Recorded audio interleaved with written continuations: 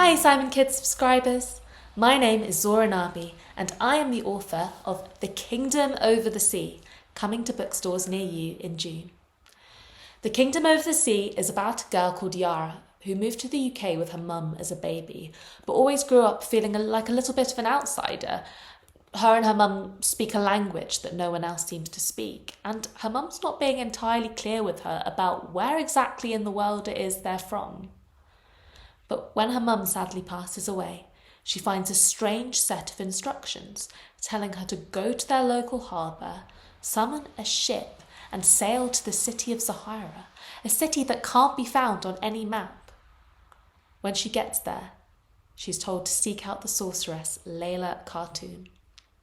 Now what follows next is a magical adventure as Yara discovers her past in a land of sorcerers and alchemists and flying carpets.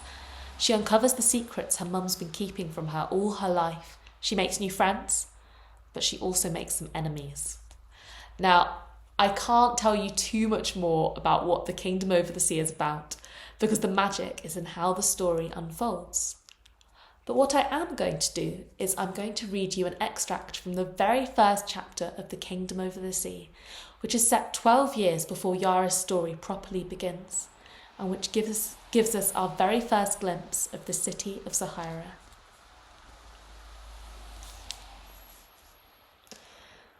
A strange dark had fallen over the city of Zohra that night.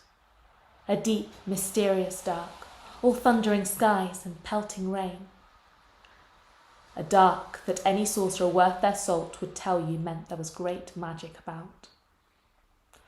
Of course, magic had always fallen like starlight over the city, but for hundreds of years it had been squashed into its stonework, muffled by the merchant din and swamped beneath the smoke sent up by alchemists at work in the Sultan's palace.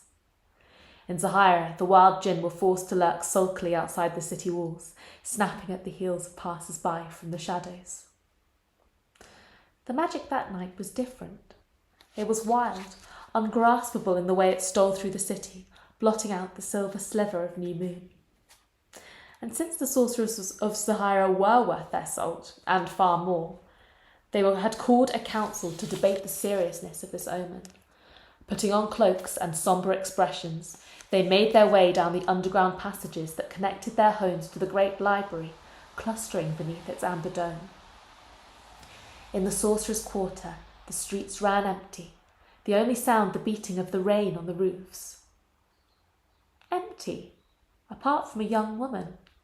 Clasping a bundle to her chest, she tore through the streets, slipping on the cobbled stones in her haste. Beyond the quarter there were men's voices, faint but growing louder, getting closer. They did not sound friendly. She reached a door, the third to last on the street. As she stopped before it, her face took on a determined look, her eyebrows lowering and her mouth setting stubbornly. Raising her fist, she hammered at the woodwork. The door opened a crack. A pair of amber eyes peered out from behind it, and the woman let out a sob of relief. "Sanctuary," she gasped. "I'm sorry. Let me in, please. I need your help." The person opened the door a little wider. In the light of the house, one could make out her overlarge student robes, the young face beneath her turban. "I'm sorry," the student said again. "I can't let strangers in. There's an enchantment on the door." She peered past the woman into the night. Suddenly, the noise of the approaching men was drowned out by the ringing of bells, each deafening clang shaking the city walls. The woman began to tremble with fear. "They're for you," the student said slowly, her eyes running over the woman. "You're a fugitive." "I haven't done anything wrong," the woman insisted, clutching her bundle even tighter. "If anything, this is all because I've tried to do the right thing." Seeing the student hesitate, she reached forward and gripped at her wrist. "Please, you have to help. If you turn me away, they will find me and they will kill me and they will kill her." Her? At that moment, the bundle began to wriggle and snuffle until finally it let out a great roaring wail of a cry. The student jumped half out of her skin. "That is a baby." "Yes, it is, although neither of us will be anything much longer if you don't let us in." The student bit her lip harder and crossed her arms, warring with herself. Finally, she muttered, "Use the words. Then I've got no choice but to give you shelter." "What words? I can't tell you what they are," she said agitatedly. "Surely you were taught them as a child." The woman blinked. Evidently nursery rhymes were far from the forefront of her mind.